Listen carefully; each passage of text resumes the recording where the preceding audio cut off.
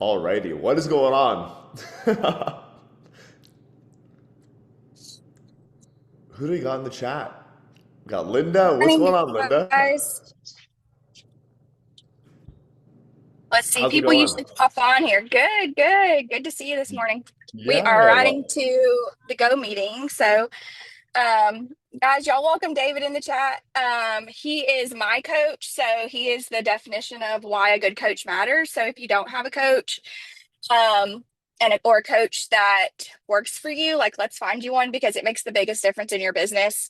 Um, David changed my whole life. I haven't ever told him that exact sentence yet. But he made my job easier and just more streamlined. And I know exactly what I have to do.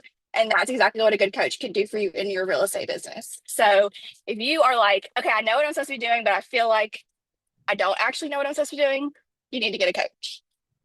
But David is my coach. So he is here today to tell you a little bit about um, actually his past life and what he learned there, right, David?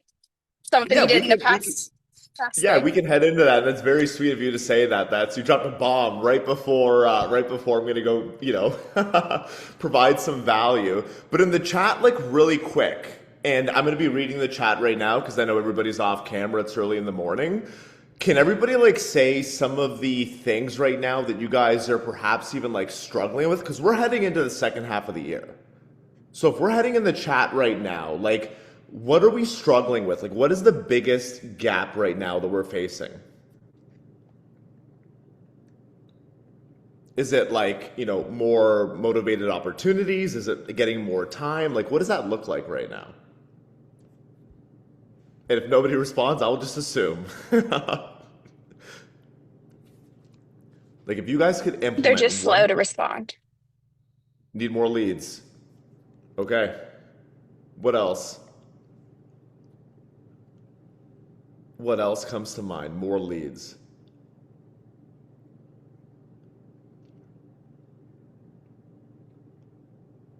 What's one other thing that and if it's more leads, we can just dig into it because that's kind of where my mind went to.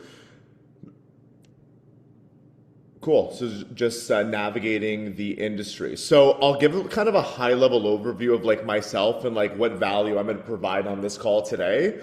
So I helped grow a team that closed 2,600 transactions back in 2024 and 1.2 billion in sales volume.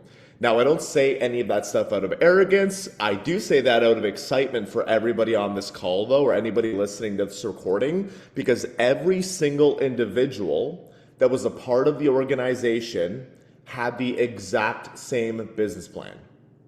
So when Linda was talking about, being able to execute at a higher level and just have the confidence and the, backing behind the systems and models that we're leveraging, the same ones for being an agent is what we're going to dig into today. So if you guys are looking to, for example, lead generate at a higher level, I can tell you right now that a $1.2 billion team, every single agent did the exact same activities. Okay. So one of and mind you, I'm talking to a screen right now. So if you guys want to, really put some more input in the chat there, the one thing that I often go to first, if I was getting into business with everybody, is I would ask you right now, and you can drop a simple yes or no in the chat. But right now, do we feel like that we're getting every single possible referral or transaction out of our sphere? And I'm just going to make a very big assumption right now. I'm going to make a massive assumption that right now we are not getting every single possible transaction or referral out of our database. In fact, back at the end of 2024, I interviewed 93 agents. Okay? And there was two groups of those agents. There are the individuals who were getting very good returns, and there are the individuals who weren't. On average, though, nearly 85% of individuals in that room that I interviewed were getting roughly a 0.5 to a 1% return on their database. So for anybody right now that is, on this call, that would be the challenge that I would have for you. Is right now, if you're looking at your database, do we know what return we're currently getting? Do we know how many touch points we're getting in regards to being able to get that? right? For example, I know that the individuals that are getting, 0.5 to a 0.8% return on their database, they're talking to their database roughly a couple times per year.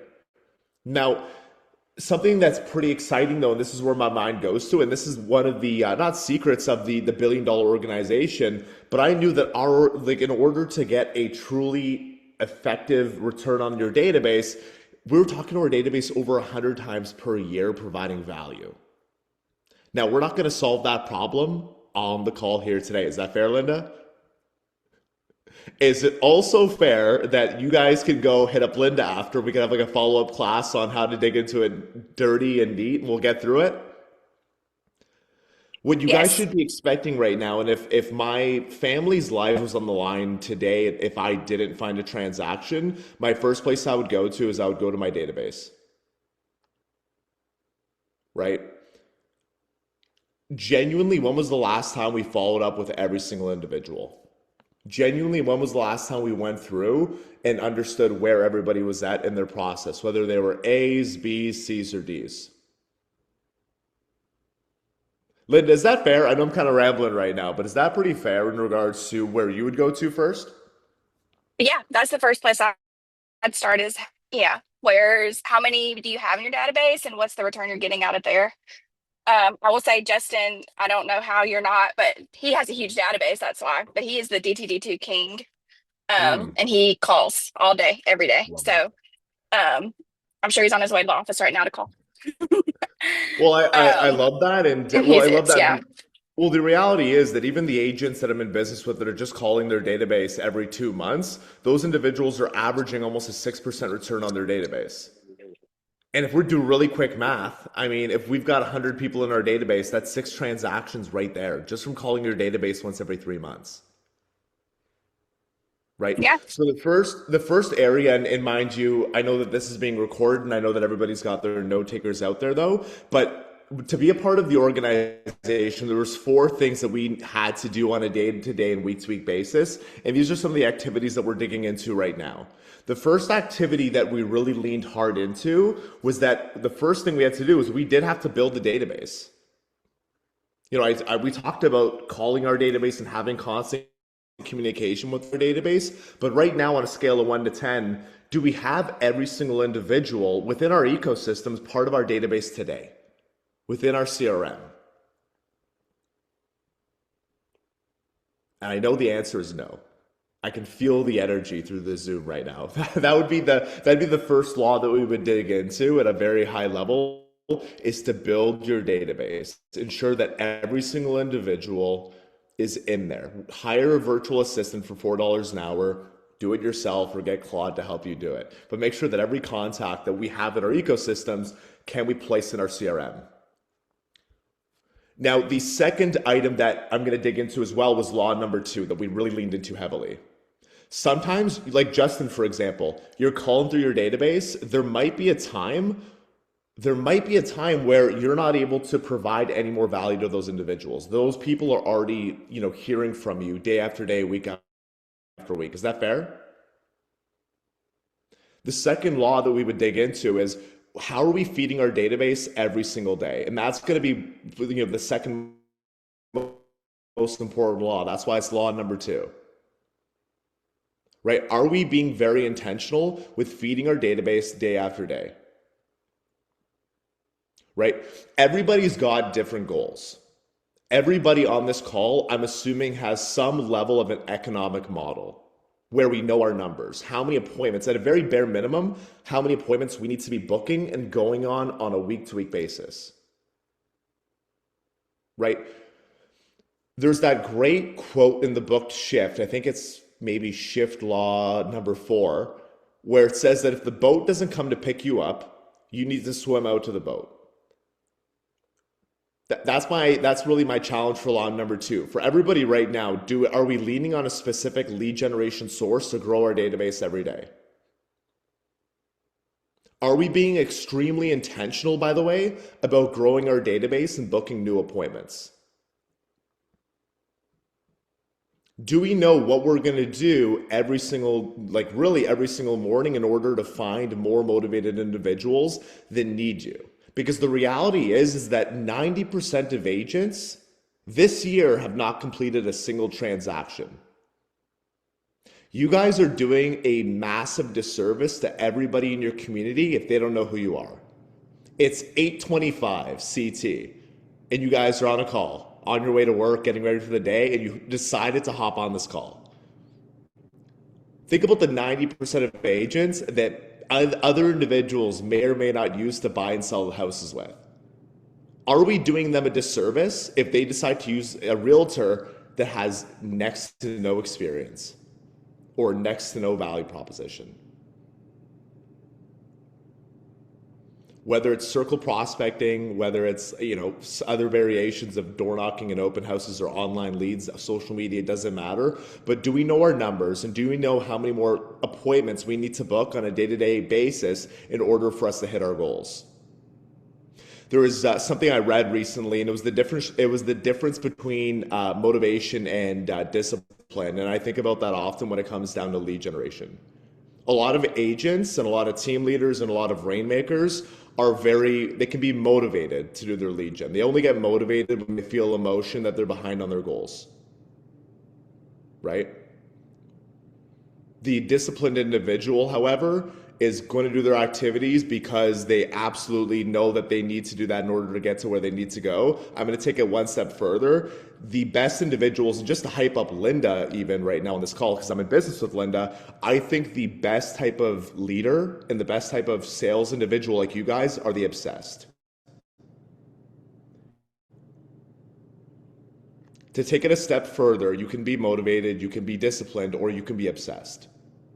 You get to choose that every single day, and you're going to know, what are you obsessed about? Are you obsessed about fixing up your website like a lot of agents are, or getting that white BMW? I'm sure it's common in Canada, at least, right? Everybody's focused on the aesthetics. They're obsessed about the aesthetics and looking good. Are we obsessed with finding new business?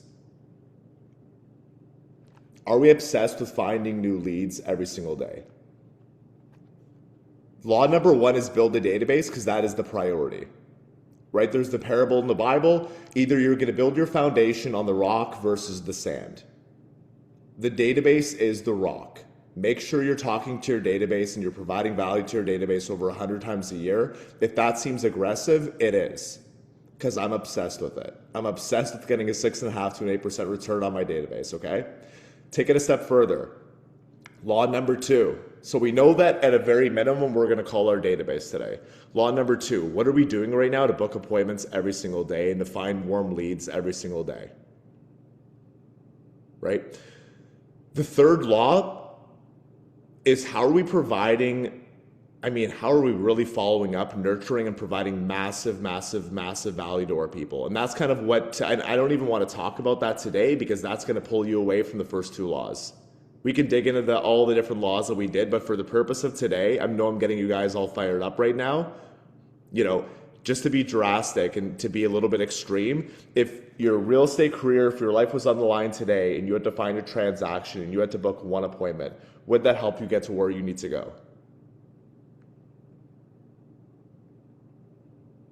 It's all about intention. Where focus goes, energy flows. And I know that if every single person on this call right now was focused on booking one appointment, whether it be through their database or whether it be through some other cold lead generation, you guys could do it. I've worked with I ran brokerages for 7 years, and you'd be surprised with the amount of very unskilled, uncharismatic individuals that were at the very top of the brokerage. I'm hoping they don't listen to this, by the way.